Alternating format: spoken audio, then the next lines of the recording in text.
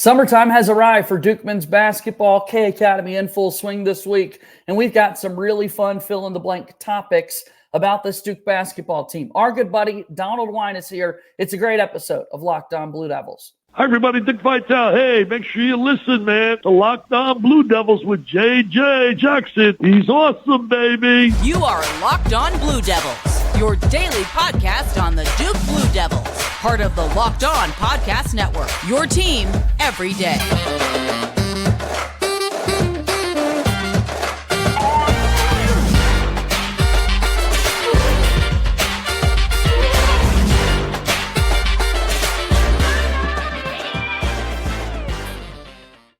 Hello, everybody, and welcome into another episode of the Locked On Blue Devils podcast. My name is J.J. Jackson. So honored to have you here with us on Friday, May 31st, 2024. We have made it to the final day of May, and summertime has arrived. We've got some fill-in-the-blank topics that we want to discuss about Duke basketball going into the new season, and let's reflect. We love Duke basketball all time, so let's throw some fun ideas out there and discuss. Donald Wine from the Duke Basketball Roundup, one of our favorites, is back to chat with us yet again on another episode here of the program. Going to be excited to chop it up with him on today's show. If you have not done so already, please be sure to follow and subscribe to Locked On Blue Devils for free, wherever it is that you get your podcast. Also, make sure you leave us a 5-star rating and written review, and do the same for the Duke Basketball Roundup podcast, if you will. Also, check us out on YouTube. Subscribe to this channel, like this video, share it with your friends, and follow us on X at LO_Blue Devils, and I'm there as well at _JJ_Jackson_. So without further ado, I'm really excited to bring him on in. Back with us once again, here is Donald Wine. And yeah, man, final day of May. Summer has arrived. How are you, sir? I'm doing great, man. It's good to see you. I'm kind of like angry that the year has gone by so quickly, but it also means that we're this much closer to the start of Duke football and Duke basketball. We got baseball and softball just absolutely destroying things, and you know, it's been great. It's been a great offseason. Yeah, really fun ride so far for those spring sports. Yesterday, a tough loss for the Blue Devils in the first round of the Women's College World Series against Oklahoma. They move on to the losers bracket. Good thing it's double elimination. Now they've got a game against Alabama later today, and we will also be able to see that with this baseball team opening up their regional in Norman a little bit later today. But basketball, our topic of conversation here today. I've always had fun kind of throwing out these fill-in-the-blank ideas to you, Donald. You're so creative with many of your responses. And as always, if you're watching us on YouTube, you can let us know what you think with these questions. So we'll dive right in. Jared McCain set to enter the NBA draft here in June. His most transferable NBA skill is blank. This one might be pretty obvious. You would think it'd be obvious. You'd think I'm going to say 3-pointers, but I'm actually going to say rebounding. Because how about that? I love it. The great thing about rebounding is that it's energy, effort. A lot of those things kind of translate. Yes, he's going to get his threes off in the NBA, and that's the easily transferable skill, and you'd be right to pick that as well. But I think the rebounding is the most transferable because there's not a lot of college players on the perimeter that rebound well. And Jared McCain was an elite rebounder for a guard. And I think that translates more because, as you know, JJ, in the NBA, there's a ton of shots taken. There's a ton of misses, and you need guys who can rebound the ball and go the other way. Jared McCain was able to figure that out quite a bit in college. And I think that part of his game is going to be the one where people kind of go, oh, wow, this guy really is the real deal. And if you think about like a Travis Alvarado, right? Like Travis Alvarado, he made his mark by steals, and that's an easily transferable trait. But if you were an elite rebounder as a perimeter player, you are going to stay on the court quite a bit, especially in those late game situations when you need all 5 guys on the court to be able to do everything: shoot, score, rebound, and play defense. You're convincing me. I mean, I wanted to go with the obvious slam dunk answer of 3-point shooting, right? But I guess all of these players, to a certain degree, are shot makers. That's why they've been able to advance so far in their basketball playing careers. And with that, we know that it's really hard when you're playing in the NBA because it is the elite of the elite, and you're trying to do all these other things to stand out and continue to earn your minutes out there on the floor. And rebounding could be kind of a feather in the cap for McCain, where you might think it's the 3-point shooting. And yes, that's pretty transferable. But if there are other things that he can do at the next level too, then there is no reason at all why teams wouldn't want him out there on their team. Yeah, and if you think about it, right, like you said, everybody in the league can shoot. Everybody in the association can shoot, but there's only one basketball still. They don't add another basketball when you get to the NBA. So there's only going to be one guy taking a possession. And the way, drafts usually work is you're drafted onto a team where, you may be one of the guys that are leading that core, like trying to rebuild. But he could be later in the first round, which means he's going to a team that's already established. They probably have an established star or an established scorer or both, which means to prolong possessions, if you're a great rebounder, they love to reward guys who prolong possessions. He can do that for them. Without a doubt. All right, let's go forward here. The Duke player that most deserved to have a better ending to their career at Duke was blank. All time? I'm excited to see. Yeah, I'm excited to see the answers that people could throw out here. Oh, man. You know what? I'm going to go 2. Okay. Because they're the same year. J.J. Redick and Sheldon Williams. Yes. That 2006 team should have won. That 2004 team, I was at that game. That was my senior year. They were robbed. J.J. was fouled. I will go to my grave saying that. I will tell any Connecticut fan to their face that they shouldn't have won in 2004. Those two guys have their jerseys in the rafters deservingly, but they also should have had a national championship banner in the rafters alongside that. Those are the two. You could argue Danny Ferry, right? Like Danny Ferry went to 3 Final Fours, 1 title game, and couldn't cut down the nets. But I feel like those two, J.J. Redick and Sheldon Williams, those two guys, like Danny, have their name in the rafters, their jersey in the rafters, but they should also have a banner.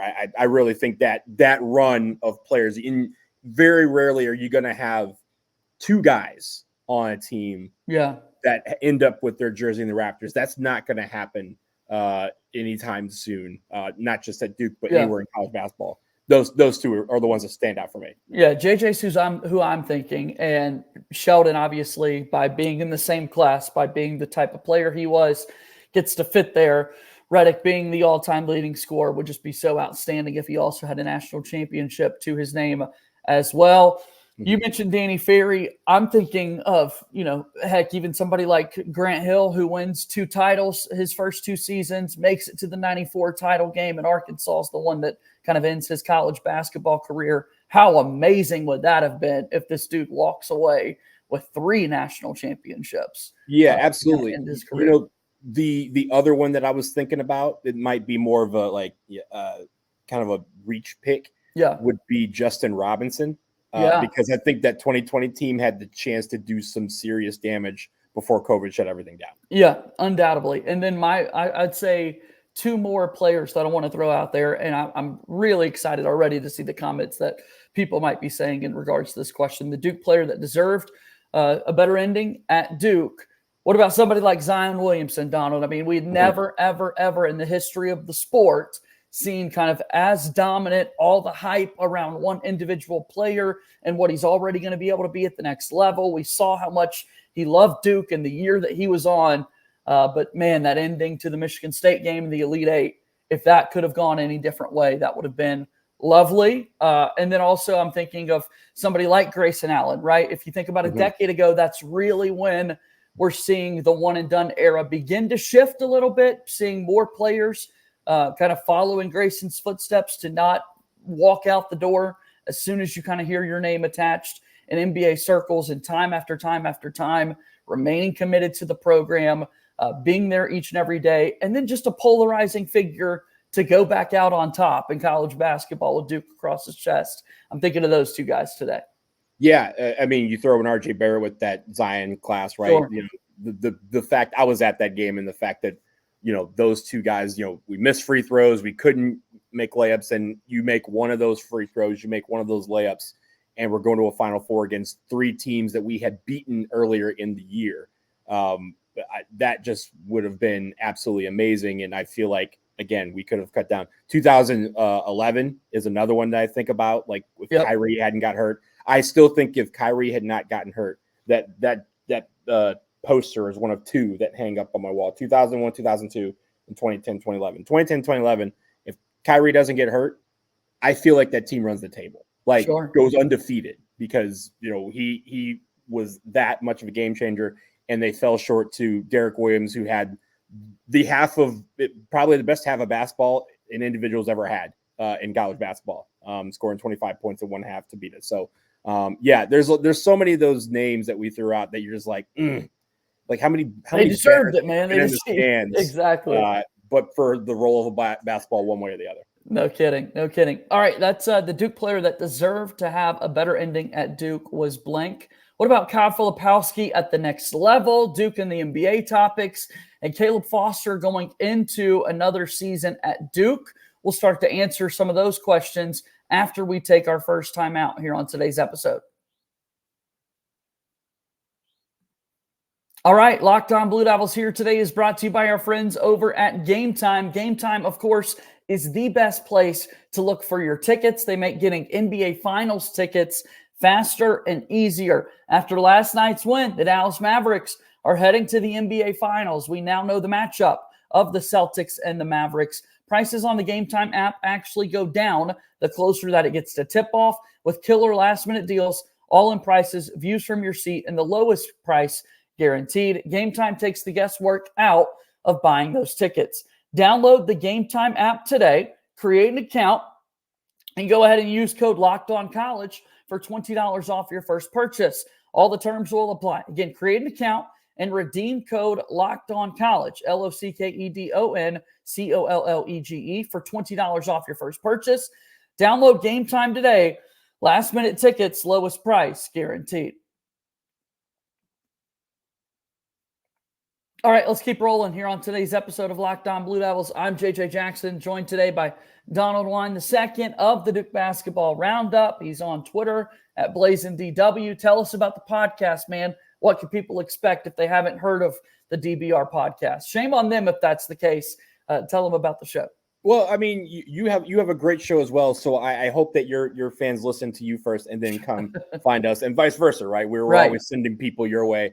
You've been on our show on a couple occasions. We really appreciate when you're able to offer your expertise. But I think coming up this summer is interesting, right? With all of the different the makeover of the team. I know we're even going to record later today about some of the comments that John Shire had about how that team was constructed and what they were looking for this offseason and some of the guys that they were looking to bring in. So it's going to be really interesting. And then, as you know, we have the NBA draft coming up this month. Kyle Filipowski, Jared McCain will be most likely featured and hopefully in the first round, but most likely in all likelihood drafted at some point over those 2 days.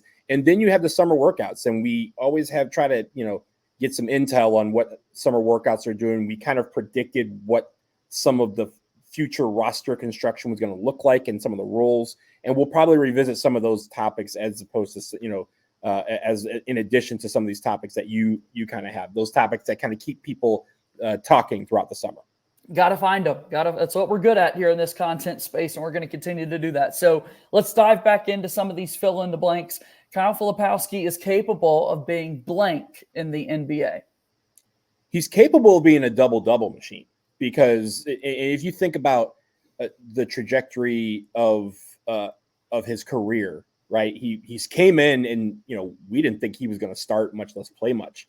And he turned into arguably he was the best freshman of the year. He won that award and was a preseason All-American, preseason ACC Player of the Year, and had a dominant season in 2 years. And now he enters a league where getting to the rim and being able to finish the rim is going to be key, and he's able to do that well. Getting rebounds, as I mentioned with Jared McCain, very, very easy to stay on the court if you're grabbing 10, 15 rebounds.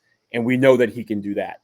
So being a double-double machine, he doesn't have to get 20 and 10, right? But if he gets 10 and 10 to start, I think that's a really big boost for a team. And if you think about a guy, and you just talked about him during the break, a guy like Derek Lively, right, on the Dallas Mavericks, who came in and was just told to do his job and be the guy who gets buckets when they come to him and get rebounds when the ball hits the rim. And he's been able to do that and be kind of that big, that third piece for the Mavericks as they make this run to the NBA Finals. And now we have guaranteed, at least one Dookie is going to win a ring this year. Yeah. It's either Tatum or it's going to be Lively and Kyrie Irving. So I think Flip has the opportunity to do that. And again, the lower he kind of moves down, it might actually be better for him because he's going to go to a good team where he can be that final piece of the puzzle that they need if they need more rebounding in a guy who can get 10 to 15 points a game. Look at Kyle Filipowski. Of course, 7 feet, you can't teach that. So, yeah, I think he can be a double-double machine if he puts his mind to it. I'd say Kyle Filipowski capable of being both productive and versatile in the NBA, given his skill set. Talked about it a little bit earlier with Jared McCain's transferable skills, right? Filipowski always rebound well at Duke. He's got that outside shot. As a big man, I want to see it be a little bit more consistent at the next level. But then also, I think about like the game against NC State in the ACC tournament, where he was so dominant down on the block and really showed off just this ever-evolving post presence offensively. That's going to translate. So the versatility, I think, is certainly something that Kyle Filipowski is capable of displaying. All right, we're talking about the next level. So this is a good one right here. Blank comes to mind first when thinking of Duke in the NBA. This is an impossible question to answer truthfully. It is. Because the answer for me is usually whatever players are on the Pistons, if Pistons happen, because that's my team. But I think overall, the first ones that come to mind are either Kyrie Irving or Jason Tatum. And I don't think there's one that's above the other. Maybe Jason Tatum at this point, because of the fact that he's been all NBA the last 3 years. And again, the Celtics have been, on the cusp of winning, the last couple of years. They've been to the finals, they just missed, and now they're back in the finals again. And I think, but also Kyrie has been one of the faces of the NBA for, since he entered the league. And I look at those two amongst this, thankfully, a sea of Duke players, right? There's a bunch of Duke players, and there's a point where that was Zion. There's a point where, Jaleel Okafor, Brandon Ingram. There's a lot of these guys that have had these moments. Paulo Banchero could be the next guy.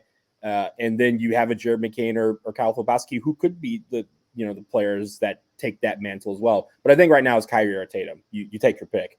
Yeah, I think that's where we go because I often answer this question by, okay, who's the most kind of relevant in the news right now? And maybe that's a cop-out, but also these right now happen to be the two best players kind of going at it in the sport respect to Luka and what he's doing. But obviously there's no Duke ties there with what we're talking about. But Lively on this Mavericks team has been awesome. So he comes to mind pretty quickly as well. A notable note, you mentioned kind of his play as of late with the Mavericks following last night's game, sets an NBA record, Donald, as we've been talking about, going 16 for 16 in an NBA playoff series. That's the most shot attempts throughout a series, being perfect from the floor in every single one. The previous record was 10, and it had stood for like nearly 30 years. So Lively beats that by 6 shot attempts from the floor. And then I've been thinking about Emile Jefferson, right, on the Celtics bench. He's moving on to the big title opportunity here and win a championship ring if Boston can prevail there. So those guys, and then I'll throw another one out there that's been coming to the mind a whole lot lately, and that'd be someone we've already mentioned today, and JJ Redick, right? Because we're going to be watching these NBA finals. We're going to be hearing his voice.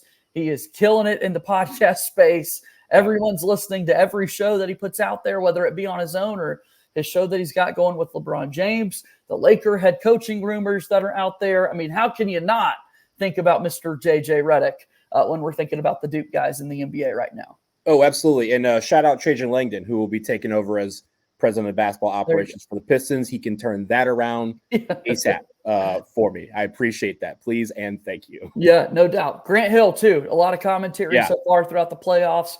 He's got a big summer coming up with USA Basketball. So tremendous stuff there. All right, we've got a few more left to go here on our Locked On Blue Devils Fill in the Blank with Donald Wine, and we'll answer those questions after our last break here on today's show.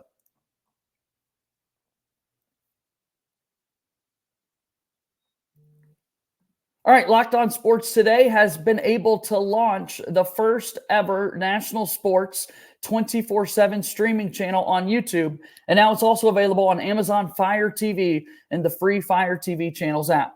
Locked On Sports today is here for you 24/7, covering the top sports stories of the day with the local experts on Locked On. Plus, our national shows that are covering every league. So go ahead and find Locked On Sports Today, now available on the free Fire TV channels app. Locked On Sports Today. Make it a part of your daily rotation and your daily listen. Let's bring him back in. Donald Wine here with us once again. We're talking about fill in the blanks with Duke basketball. I teased it a little bit ago, but we got to talk about Caleb Foster coming back for another season, a year in which injuries ended his season much quicker than others. Foster played in 27 of 36 possible games for Duke this year. So the question is this: Caleb Foster will be blank for Duke next year.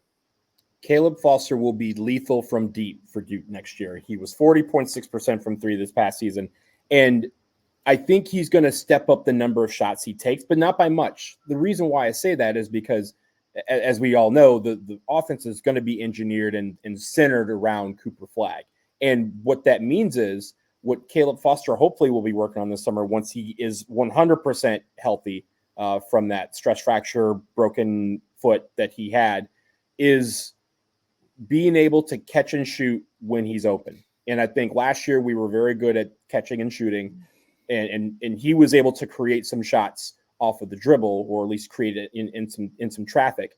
But he's going to have some opportunities next year where he's going to be super open from three. And I think if he's able to knock those down, it just makes the defense have to stretch out that much more. You have to put a body on him. You pass Tyrese Proctor, he hits a three. You pass over to, a Conkin-Ipple or Isaiah Evans, they hit threes. You pass it out to Cooper Flagg, he hits a three. And Kamen Malawach, he could come out and hit a three. So, you have guys that are able to do it and stretch the floor. But for Caleb Foster, I think him being lethal from three, being able to, hit closer to 45% if he can, 46% from three.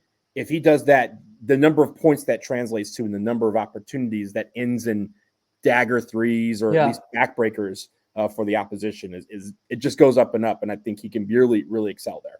I can't wait. I'm excited to see the flurry of outside shots that he's able to knock down with all the skilled players kind of around him. Caleb Foster will be blank for Duke next year.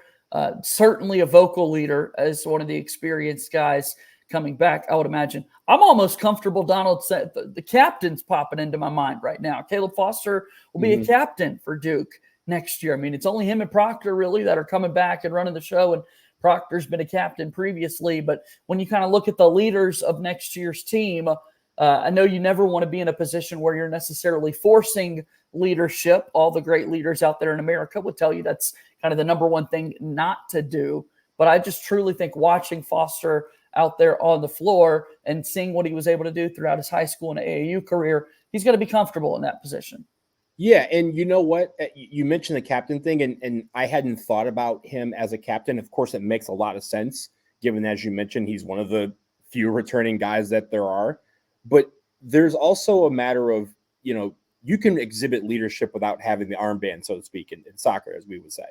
You don't have to have the captain's armband to be a captain or to be a leader. And I think what he needs to work on this summer is to be a leader, whether or not he gets that designation. Right. We assume that Tyrese Proctor will get it. He was a captain last year, but there could be just one captain. There could be three. There could be eight. Right. We don't know.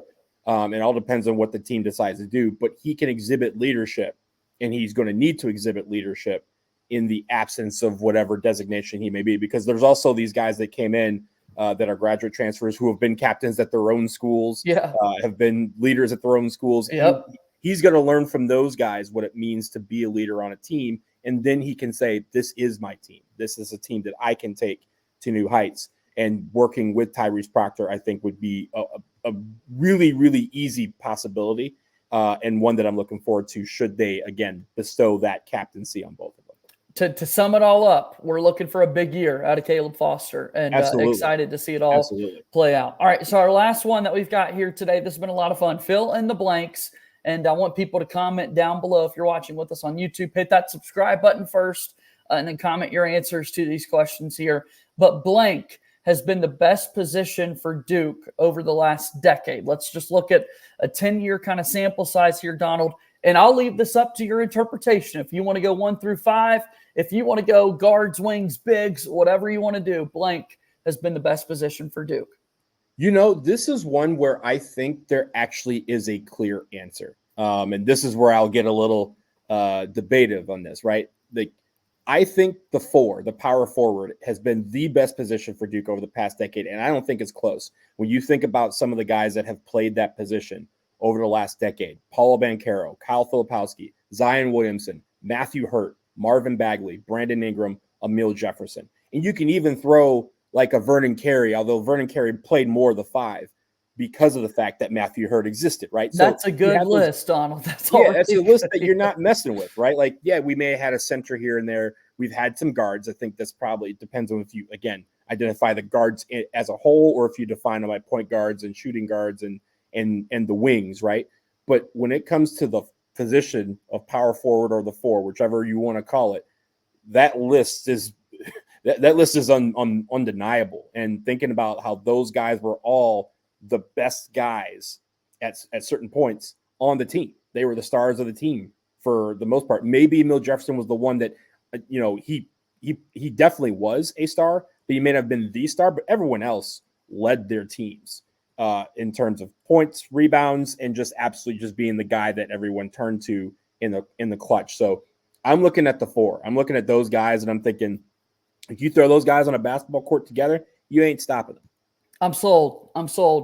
Much love to Matthew Hurt. That's a forgotten Blue Devil as of late, considering kind of the end with not much NCAA postseason tournament opportunities for that Duke team, and finally got to crack into the NBA a few times this season for the injury-riddled Memphis Grizzlies and took advantage of that opportunity. I'm glad I thought about him today, Donald. Thanks for bringing him to the top of my mind. And yeah, that four position as a whole, just really, really good. I think guards would probably be what comes to mind next. I was thinking more of the wings dynamic, just because I had the thoughts of Zion and Paulo and Brandon Ingram even, but I think if we had to nail it down, four is the way to go.